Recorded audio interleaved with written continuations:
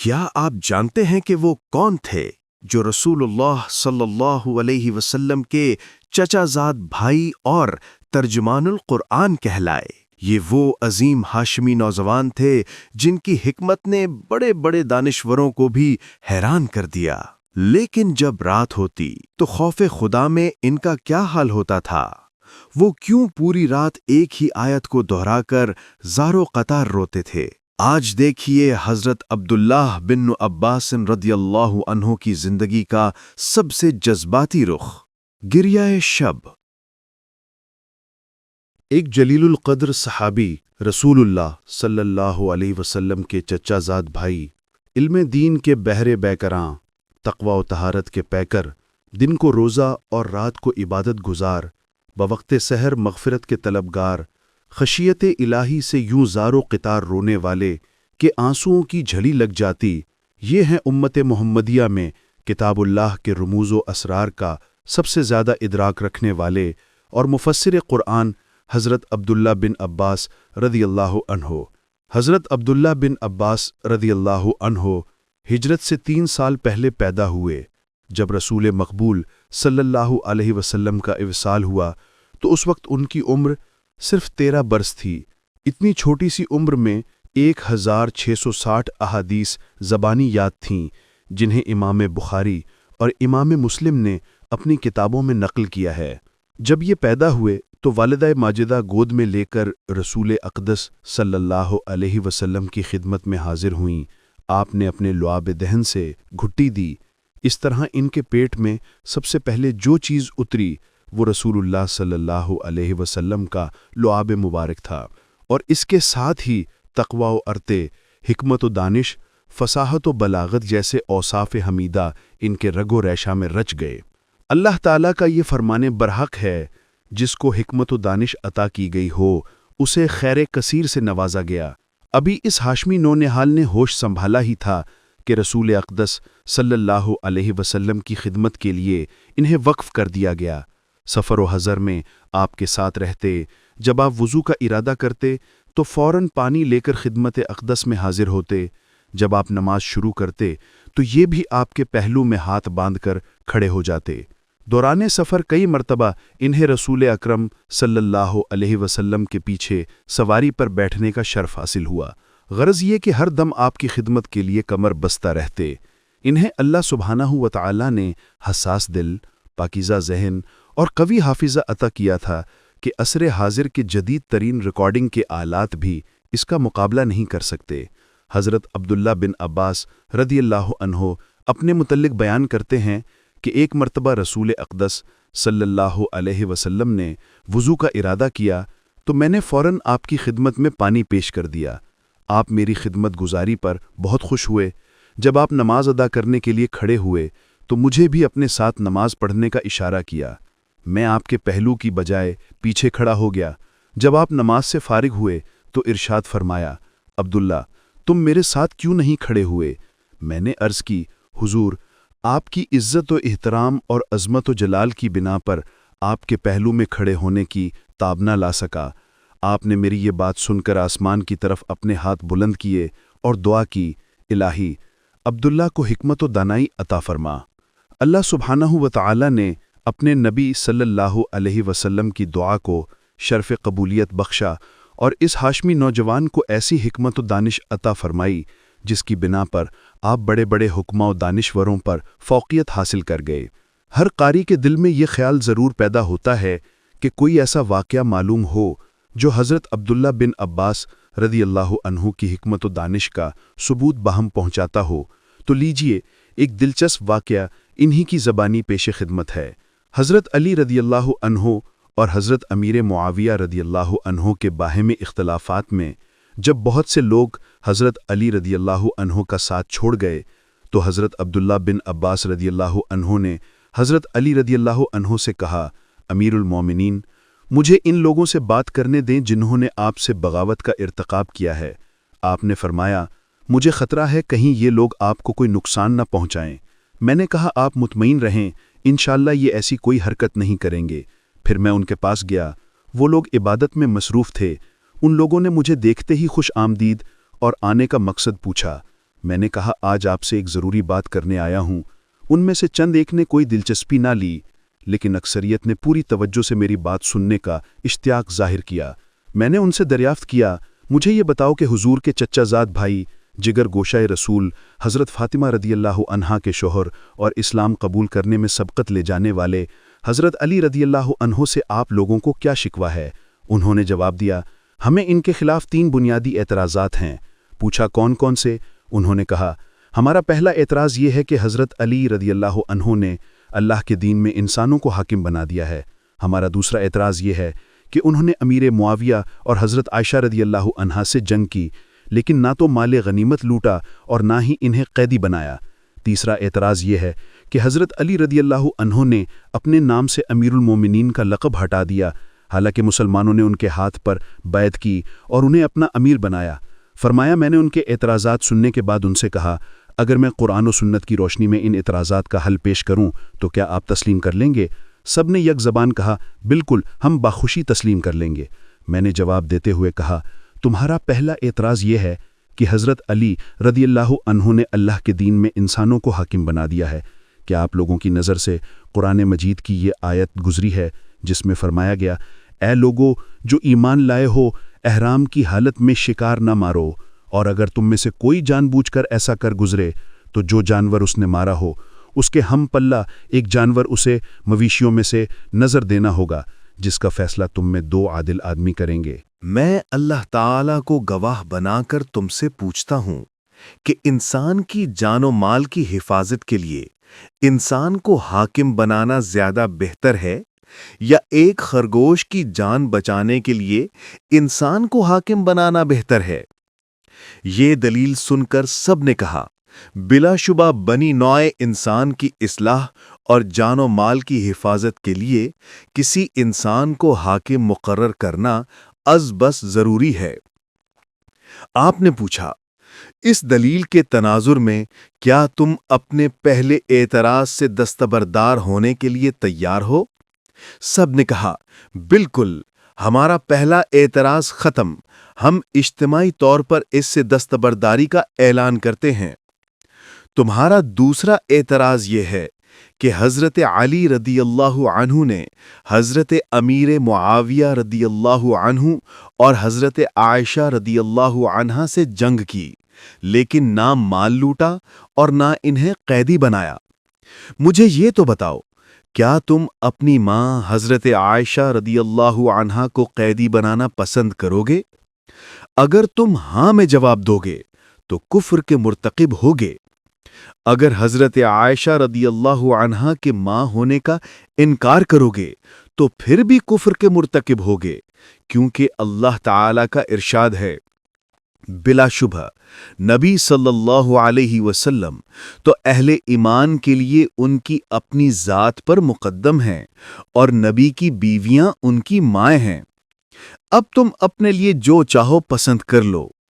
یہ سن کر انہوں نے اپنی نگاہیں جھکا لیں۔ میں نے پوچھا، کیا تم اپنے دوسرے اعتراض سے دستبردار ہونے کے لیے دلی طور پر آمادہ ہو؟ سب نے یک زبان ہو کر کہا، جی ہاں، ہم دوسرے اعتراض سے بھی دستبرداری کا اعلان کرتے ہیں۔ میں نے کہا، رہا تمہارا یہ اعتراض کہ حضرت علی رضی اللہ عنہ نے اپنے نام سے پہلے امیر المؤمنین کا لقب مٹا دیا ہے۔ آپ سب لوگوں کو یاد ہوگا کہ صلح حدیبیہ میں جب صلح نامہ تیار ہو گیا تو حضرت صلی اللہ علیہ وسلم نے ارشاد فرمایا کہ نیچے یہ لکھ دیا جائے کہ اس دستاویز پر محمد رسول اللہ صلی اللہ علیہ وسلم نے اتفاق کا اظہار کیا ہے۔ مشرکین نے کہا، اگر ہم آپ کو اللہ کا رسول تسلیم کر لیتے تو آج بیت اللہ میں داخلے سے نہ روکتے۔ ہمیں تو آپ سے ہمارا بنیادی اختلاف ہے، آپ اپنا نام محمد بن عبداللہ لکھیں۔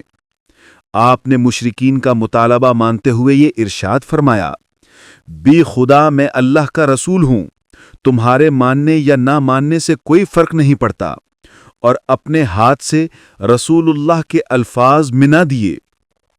یہ واقعہ نقل کرنے کے بعد میں نے حاضرین سے پوچھا، مجھے آپ یہ بتائیں کہ جب نبی کریم صلی اللہ علیہ وسلم نے صلح حدیبیہ کے موقع پر اپنے ہاتھ سے رسول اللہ کے الفاظ منا دیے تھے تو اگر حضرت علی رضی اللہ عنہ نے اپنے نام سے امیر المؤمنین کا لقب ہٹا دیا تو شرعاً کیا مذائقہ ہے؟ یہ دلیل سن کر حاضرین نے تسلیم و رضا کے اپنے سر جھکائے۔ میں نے یہ منظر دیکھ کر کہا، معلوم ہوتا ہے آپ لوگ اس اعتراض سے بھی دستبردار ہو چکے ہیں۔ سب نے یک زبان کہا، ہاں ہم اس اعتراض سے دستبرداری کا اعلان کرتے ہیں۔ اور حضرت عبداللہ ابن عباس رضی اللہ عنہ کی یہ ملاقات حضرت علی رضی اللہ عنہ کے حق میں نہایت مفید ثابت ہوئی۔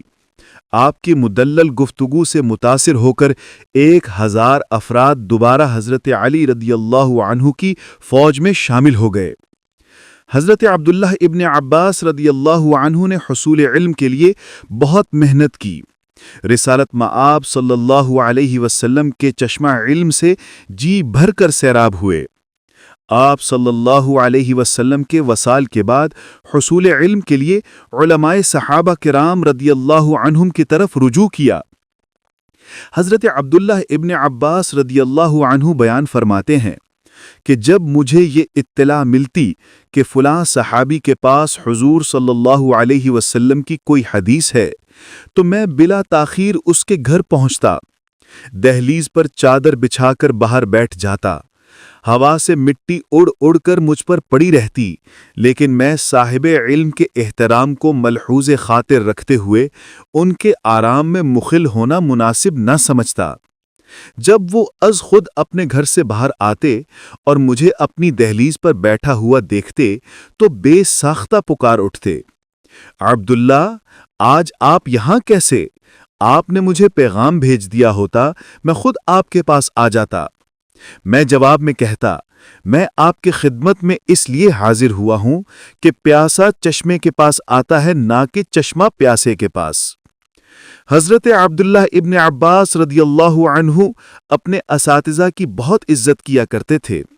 کبار علماء صحابہ رضی اللہ عنہم کی بھی آپ کے ساتھ بہت شفقت و محبت سے پیش آتے، جیسا کہ کاتب وحی حضرت زید بن ثابت رضی اللہ عنہ، جنہیں قضاء، فقہ، قرات اور علم وراثت میں عبور حاصل تھا، جب کہیں جانے کے لیے اپنی سواری پر بیٹھنے کا ارادہ کرتے تو یہ ہاشمی نوجوان حضرت عبداللہ ابن عباس رضی اللہ عنہ ان کے سامنے ادب و احترام کی تصویر بن کر یوں کھڑا ہو جاتا جیسے کوئی غلام اپنے آقا کے سامنے با ادب کھڑا ہوتا ہے۔ نہایت ادب کے ساتھ آپ کے گھوڑے کی لگام پکڑتے۔ یہ انداز دیکھ حضرت زید بن ثابت رضی اللہ عنہ فرماتے، عبداللہ ایسے نہ کیا کرو۔ آپ فرماتے ہیں، یہ حکم دیا گیا ہے کہ اپنے اساتذہ کی عزت کرو۔ یہ سن کر حضرت زید بن ثابت رضی اللہ عنہ نے فرمایا، ذرا اپنا ہاتھ تو مجھے دکھائیں۔ آپ نے ہاتھ ان کی طرف بڑھایا تو حضرت زید رضی اللہ عنہ نے اسے چوم لیا اور ارشاد فرمایا کہ ہمیں بھی حکم دیا گیا ہے کہ اہل بیت کے ساتھ حسن سلوک سے پیش آئیں اور محبت کریں۔ حضرت عبداللہ بن عباس رضی اللہ عنہ میدان علم کے ایسے بلند مقام پر فائز ہوئے جسے دیکھ کر کبار علماء صحابہ رضی اللہ عنہم ششدر رہ گئے۔ حضرت مسروق بن اجدع، جنہیں تابعین میں بہت بلند مقام حاصل ہے، ان کے بارے میں اپنی رائے کا اظہار کرتے ہوئے فرماتے ہیں، جب میں حضرت عبداللہ بن عباس رضی اللہ عنہ کو دیکھتا تو بے ساختہ پکار اٹھتا کہ آپ سب لوگوں سے زیادہ حسین ہیں۔ جب آپ کی گفتگو سنتا تو یہ کہنے پر مجبور ہوتا کہ آپ سب سے بڑھ کر فصیح و بلیغ ہیں، اور جب آپ کوئی حدیث بیان کرتے تو آپ کی عالمانہ گفتگو سن کر یہ رائے قائم کرنے پر مجبور ہو جاتا کہ آپ اس دور کے سب سے بڑے عالم ہیں۔ حضرت عبداللہ بن عباس رضی اللہ عنہ حصول علم کی منزلیں طے کر لینے کے بعد لوگوں کو تعلیم دینے میں ہم التن مصروف ہو گئے۔ آپ کا گھرانہ عوام کے لیے ایک بہت بڑی جامعہ کا درجہ اختیار کر گیا تھا۔ البتہ جامعۃ ابن عباس اور موجودہ دور کی جامعات میں یہ فرق ہے کہ آج کے دور کی جامعات میں سینکڑوں اساتذہ کی خدمات حاصل کی جاتی ہیں، جبکہ جامعۃ ابن عباس کا دار و مدار صرف ایک استاد پر تھا اور وہ تھے مفسر قرآن حضرت عبداللہ بن عباس رضی اللہ عنہما۔ ایک صحابی بیان کرتے ہیں کہ میں نے حضرت عبداللہ بن عباس رضی اللہ عنہ کو علم کے جس بلند مقام پر فائز دیکھا، اگر قریش اس پر فخر کریں تو بلا شبہ ان کے لیے یہ باعث فخر ہے۔ میں نے ایک روز دیکھا کہ بہت سے لوگ آپ کے گھر کی طرف جا رہے ہیں۔ لوگ اتنے زیادہ تھے کہ راستے مسدود ہو گئے۔ میں نے آپ کو اس صورتحال سے آگاہ کیا تو میری بات سن کر ارشاد فرمایا، پانی لاؤ۔ میں نے پانی آپ کی خدمت میں پیش کیا۔ آپ نے وضو کیا اور مجھ سے کہا کہ مجمع میں اعلان کر دو کہ جو لوگ قرآن مجید کے الفاظ و حروف کے متعلق سوال کرنا چاہتے ہیں، سب سے پہلے وہ اندر تشریف لائیں۔ میں نے باہر جا کر یہ اعلان کیا تو مجمع میں سے کچھ لوگ اندر داخل ہوئے، جس سے گھر کا صحن بھر گیا۔ آپ نے ہر ایک کے سوال کا تسلی بخش جواب دیا۔ جب وہ مطمئن ہو گئے تو آپ نے فرمایا کہ اب اپنے دوسرے بھائیوں کے لیے جگہ بنا دو۔ وہ باہر آ گئے اور مجھے حکم دیا کہ اب یہ اعلان کرو کہ جو حضرات قرآن مجید کی تفسیر کے متعلق سوال کرنا چاہتے ہیں اندر تشریف لے آئیں۔ میں نے آپ کے حکم کی تعمیل کرتے ہوئے باہر اعلان کیا تو کچھ اور لوگ اندر آئے، جس سے گھر کا صحن بھر گیا۔ آپ نے ان کے ہر ایک سوال کا تسلی بخش جواب دیا۔ جب وہ مطمئن ہو گئے تو آپ نے فرمایا کہ اپنے دوسرے بھائیوں کے لیے راستہ بنا دو۔ وہ اٹھ کر باہر چلے گئے اور مجھے یہ حکم دیا کہ اب یہ اعلان کرو کہ جو حضرات حلال و حرام کے متعلق کچھ پوچھنا چاہتے ہیں وہ اندر تشریف لے آئیں۔ یہ اعلان سن کر کچھ لوگ اندر آئے، جس سے کمرہ اور صحن بھر گیا، اور آپ نے ہر ایک کے سوال کا تسلی بخش جواب دیا۔ جب وہ مطمئن ہو گئے تو آپ نے فرمایا کہ اب اپنے بھائیوں کے لیے جگہ خالی کر دو۔ وہ اٹھ کر باہر نکل گئے اور مجھے حکم دیا کہ اب یہ اعلان کرو کہ جو لوگ وراثت کے متعلق کچھ پوچھنا چاہتے ہیں وہ اندر آ جائیں۔ میرا یہ اعلان سن کر اتنے لوگ اندر آئے کہ صحن کھچا کھچ بھر گیا۔ آپ نے ہر ایک کے سوال کا تسلی بخش جواب دیا۔ جب وہ مطمئن ہو گئے تو آپ نے فرمایا کہ اب اپنے دوسرے بھائیوں کے لیے موقع دو۔ وہ باہر آ گئے اور مجھے یہ حکم دیا کہ اب یہ اعلان کرو کہ جو لوگ عربی زبان، اشعار اور کلام عرب کے غریب الفاظ کے متعلق دریافت کرنا چاہتے ہیں وہ اندر آ جائیں۔ میں نے تعمیل ارشاد کی۔ اعلان سن کر اتنے لوگ اندر آئے کہ صحن بھر گیا۔ آپ نے ہر ایک کے سوال کا تسلی بخش جواب دیا۔ میدان علم میں یہ ایک محیر العقول واقعہ ہے کہ خاندان قریش حضرت عبداللہ بن عباس رضی اللہ عنہما کی اس عالمانہ شان پر جتنا بھی فخر کرے کم ہے۔ حضرت عبداللہ بن عباس رضی اللہ عنہ نے جب یہ دیکھا کہ لوگوں میں علم حاصل کرنے کی بہت تڑپ ہے تو ان کے لیے باقاعدہ ایسا پروگرام ترتیب دیا جس سے آپ کے دروازے پر لوگوں کا ہجوم بھی نہ ہو اور انہیں دینی علوم سے فیضیاب بھی کیا جائے۔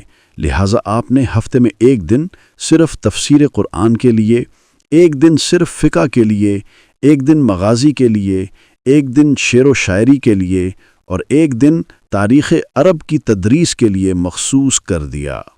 آپ کی مجلس میں اگر کوئی عالم آ کر بیٹھتا تو آپ اس کے ساتھ انتہائی انکسار و تواضع سے پیش آتے۔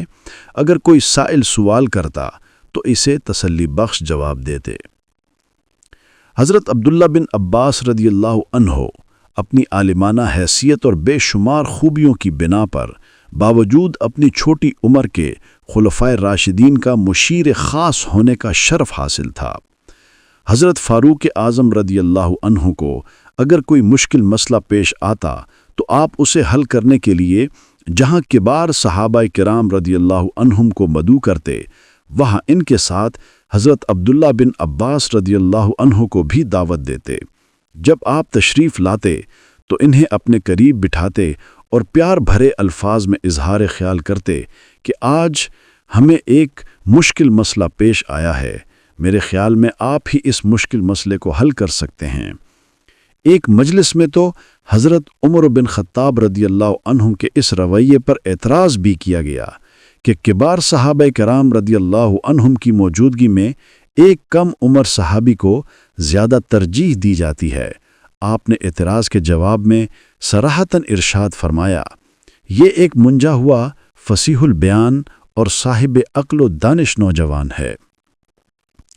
حضرت عبداللہ بن عباس رضی اللہ عنہ جب کبھی لوگوں کی تعلیم و تربیت کی طرف متوجہ ہوتے تو عوام کو نظر انداز نہ کرتے، بلکہ ان کی تربیت کے لیے بھی واعظ و ارشاد کی محفل منعقد کرتے۔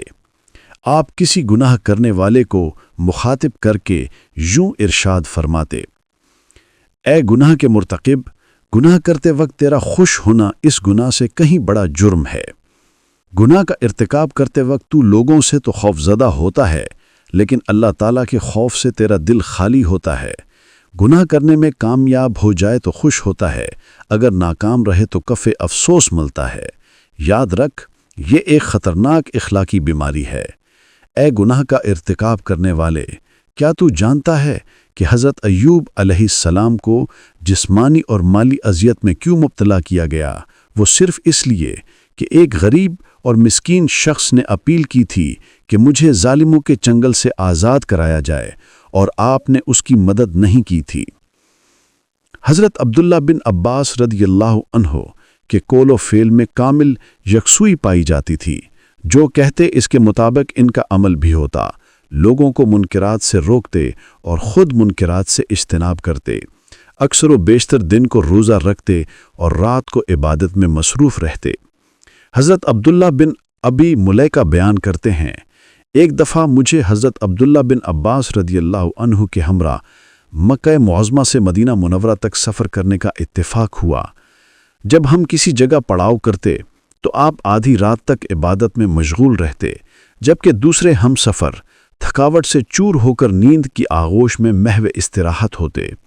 میں نے ایک رات دیکھا کہ آپ بار بار یہ آیت پڑھ رہے ہیں اور زارو قطار رو رہے ہیں، وہ موت کی جان کنی حق لے کر آ پہنچی، یہ وہ چیز ہے جس سے تو بھاگتا تھا۔ آپ اس رات مسلسل یہی آیت طلوع فجر تک پڑھتے رہے۔ حضرت عبداللہ بن عباس رضی اللہ عنہ علم و تقوی کے معیار پر پورے اترنے کے ساتھ ساتھ حسن و جمال کے پیکر تھے۔ خشیت الہی سے رات بھر روتے رہے۔ آپ کے صاف شفاف رخساروں پر لگاتار آنسو اس طرح بہتے جیسے موتیوں کی لڑی ہو۔ بلا شبہ حضرت عبداللہ بن عباس رضی اللہ عنہ علم و تقوی کے اعلیٰ و عرفہ مقام پر فائز تھے۔ ایک دفعہ حضرت معاویہ رضی اللہ عنہ حج کے لیے تشریف لائے اور اتفاقاً اس سال حضرت عبداللہ بن عباس رضی اللہ عنہ بھی حج کے لیے تشریف لے گئے تھے۔ حالانکہ حضرت معاویہ رضی اللہ عنہ خلیفہ وقت تھے، آپ کے ہمراہ حکومت کے کارکندے بھی تھے، لیکن عوام کا ہجوم حضرت عبداللہ بن عباس رضی اللہ عنہ کے ارد گرد ہوتا۔ یہ شان و عظمت آپ کو علمی مقام کی وجہ سے حاصل تھی۔ حضرت عبداللہ بن عباس رضی اللہ عنہ عمر بھر لوگوں کو علم و دانش اور تقوی و طہارت کا درس دیتے رہے، یہاں تک کہ آپ اللہ کو پیارے ہو گئے۔ وصال کے وقت آپ کی عمر 71 برس تھی۔ حضرت محمد بن حنفیہ نے آپ کی نماز جنازہ پڑھائی، جس میں جلیل القدر صحابہ کرام رضی اللہ عنہم اور تابعین اعظام نے شرکت کی۔ جب آپ کو لحد میں اتارا جا رہا تھا تو غیب سے آواز آ رہی تھی۔ حضرت عبداللہ بن عباس رضی اللہ عنہ کے مفصل حالات زندگی معلوم کرنے کے لیے درجہ ذیل کتابوں کا مطالعہ کریں۔ یاد رکھیے، حضرت عبداللہ بن عباس رضی اللہ عنہ کا گریہ شب ہمیں بتاتا ہے کہ علم اور تقوی دونوں ایک ہی پیکر میں جمع ہو سکتے ہیں۔ ان کی زندگی کا کون سا پہلو آپ کو سب سے زیادہ متاثر کر گیا؟ ہمیں کمنٹس میں ضرور بتائیں۔ مزید ایمان افروز سیرت صحابہ رضی اللہ عنہم کے واقعات کے لیے چینل کو سبسکرائب کرنا مت بھولیں اور ویڈیو کو لائک اور شیئر کریں تاکہ یہ نور دوسروں تک بھی پہنچے۔ دیکھتے رہیے